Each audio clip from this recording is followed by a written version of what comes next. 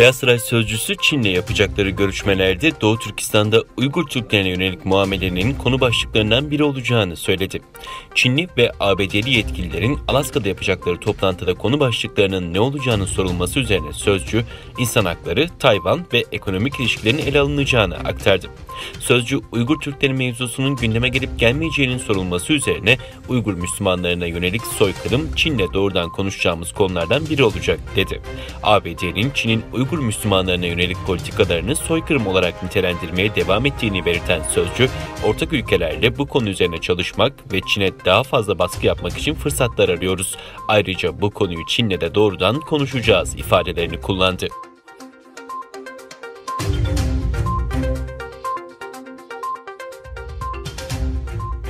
Çin'in Doğu Türkistan'daki insan hakları ihlalleri gerekçesiyle ABD'nin pamuk ithalatına yaptırım uygulamasıyla zarara uğrayan Çinli firmalar konuyla ilgili raporu hazırlayan Alman araştırmacıya tazminat davası açtı.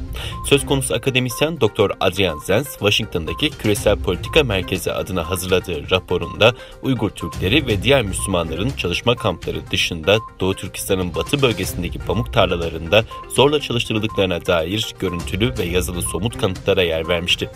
Çin devlet medyasının haberine göre Doğu Türkistan'da bir mahkemeye başvuran şahıs ve şirketler rapordaki zorla çalıştırma ve sektörün itibarını zedeleyen iddiaların ABD'nin yaptırım uygulanmasına yol açtığı, dolayısıyla kayba uğradıkları gerekçesiyle zararlarının karşılanmasını talep ederek dava açtı. Zorla çalıştırmanın yanı sıra kısırlaştırma ile ilgili iddiaların da yer aldığı raporda 2018'de Doğu Türkistan'ın 3 bölgesindeki pamuk tarlalarına 570 bin kişinin zorla devlet tarafından gönderildiği yazılmış, polis gözetiminde pamuk toplama işinde çalıştırılan Uygur Türklerine çok düşük ücret verildiği belirtilmişti.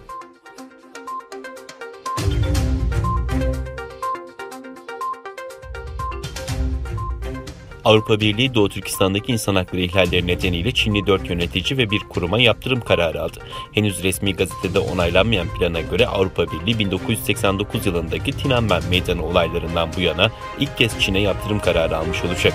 Yaptırımların seyahat yasağı ve varlıkların dondurulması gibi unsurlar içermesi bekleniyor. Kararın ay sonundaki AB Dışişleri Bakanları Zirvesi'nde onaylanması hedefleniyor.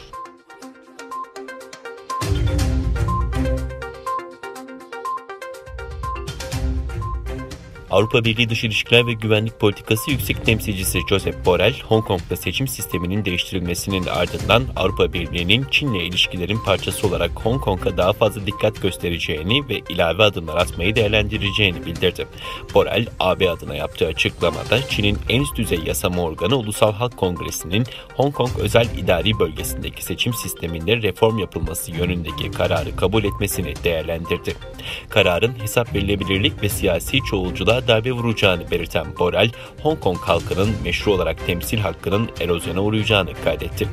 Borrell, AB'nin Hong Kong'daki temel özgürlükler, demokratik ilkeler ve siyasi çoğulculuğun artan bir baskı altında olmasından üzüntü duyduğunu, son kararın bir ülke, iki sistem ilkesinin ihlali anlamına geldiğini vurguladı.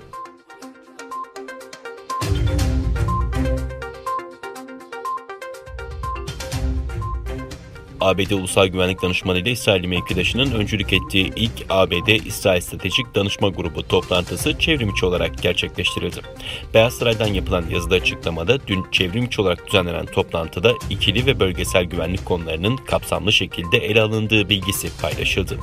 İran dahil bölgedeki ortak güvenlik endişelerinin konuşulduğu kaydedilen açıklamada bölgede ortaya çıkan meydan okumalarla yüzleşme konusunda iki tarafta ortak kararlılığını ortaya koydu değerlendirmesi yapıldı.